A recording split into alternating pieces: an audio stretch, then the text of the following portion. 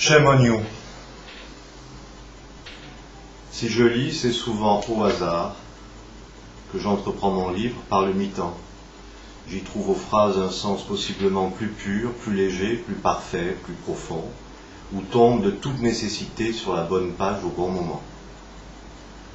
La page 1 m'est rarement apparue en de telles et libres dispositions qui s'offrent si grossièrement à la défloraison industrieuse de tant de lecteurs, tous pareillement excités à faire en page 2 une femme de cette pucelle à retourner. Amours indigestes, d'y penser, la nausée me prend et l'ouvrage m'en tomberait des mains. Névrosé des commencements mornés du livre, si souvent réécrite et relue vainement, nécrosé de sa fatigue concrétude, toujours déjà un peu plus sale que les autres, la page 1 semble savoir ce qu'il en est de sa déclinaison prochaine et m'observe, immature et déjà corrompu, depuis son martyre fantasmé. Or c'est à moi seul de m'en libérer,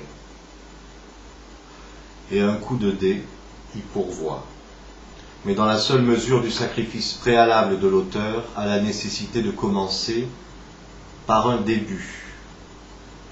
Car s'il est vrai qu'il peut choisir de ne pas exprimer le commencement de son œuvre en produisant par exemple un dictionnaire, le temps venu de la lecture laisse alors au lecteur le dur métier d'abolir le hasard de l'écrit par le hasard du lu, avec perte.